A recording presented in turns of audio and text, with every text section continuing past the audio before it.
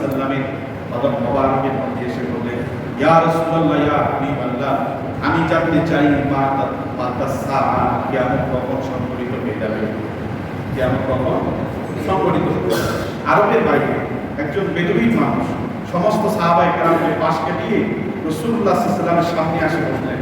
বসে বললেন, ইয়া রাসূলুল্লাহ, ইয়া হাবিবাল্লাহ, আমার একটি প্রশ্ন আছে, আরজি আছে, যে আমার জানার ইচ্ছা, আগ্রহ হচ্ছে কিয়ামত কখন হবে। মাতা সাআ, ইয়া রাসূলুল্লাহ, কিয়ামত কখন হবে? আমরা জানি নাকি কিয়ামত কখন হবে? কারো জানা আছে? রাসূলুল্লাহ সাল্লাল্লাহু আলাইহি ওয়াসাল্লাম বলছেন কিয়ামত হবে, কিয়ামত হওয়ার আগে কিছু আলামত সুগরা, আলামতে কুবরা, কিছু বড় আলামত আছে এবং কিছু ছোট আলামত আছে। রাসূলুল্লাহ সাল্লাল্লাহু আলাইহি ওয়াসাল্লাম বলছেন বড় বড় আলামত থাকবে 10টা। বড় বড় আলামত কয়টা? 10টি।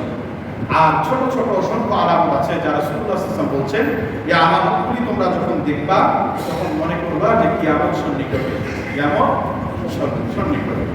তো রাসূলুল্লাহ সাল্লাল্লাহু আলাইহি ওয়াসাল্লামকে এই সাহাবী এসে বললেন, ইয়া রাসূলুল্লাহ, মাতা সাআ, কিয়ামত কখন হবে? আল্লাহ রাসূল বললেন, বান্দা, ওগো আমার সাহাবী, তুমি কিয়ামতের জন্য এত অস্থির হয়ে গেছো কেন? আমি জানতে চাই কিয়ামত সংঘটিত হওয়ার আগে কিয়ামতের জন্য, আখিরাতের জন্য তুমি কি আমল সঞ্চয় করেছো, এই আমলগুলির খবর আমাকে দাও। তুমি কি আমল করেছো? তোমার ইবাদতের কতটুকু নেকি সওয়াব আছে, কতটুকু অর্জন করেছো, কতটুকু তোমার ব্যাংকের মধ্যে সঞ্চয় করেছো, আমাকে এই সঞ্চয়টুকুর সন্ধান আগে দাও, তারপরে আমি বলবো কিয়ামত কখন হবে। সাহাবী বললেন, ইয়া রাসূলুল্লাহ, ইয়া হাবিবাল্লাহ, মা আ'তাদতু লাহা ইল্লা আন্নী উহিব্বুল্লাহ ওয়া রাসূলাহ। আমি কিয়ামতের জন্য কোনো সংগ্রহ করি না, কিয়ামতের জন্য কোনো সংগ্রহ করি না। ইয়া রাসূলুল্লাহ, কিয়ামতের জন্য আমার কিছু নেই। আল্লাহ রাসূল বললেন, কিয়ামতের জন্য যদি কিছু নেই, তাহলে তুমি কিয়ামতের জন্য এত ব্যতিগ্রস্ত হচ্ছ কেন?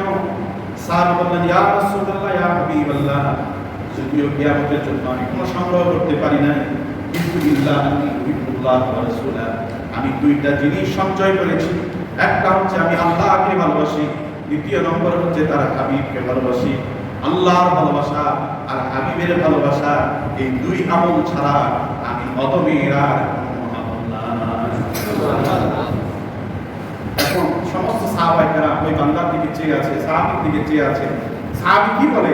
সাহাবী শুধু এতটুকুই বলে যে আমার আমল শুধু এতটুকুই আছে, আল্লাহর ভালোবাসা, রাসূলের ভালোবাসা। আল্লাহর ভালোবাসা, রাসূলের ভালোবাসা দিয়ে কি জান্নাত পাওয়া সম্ভব?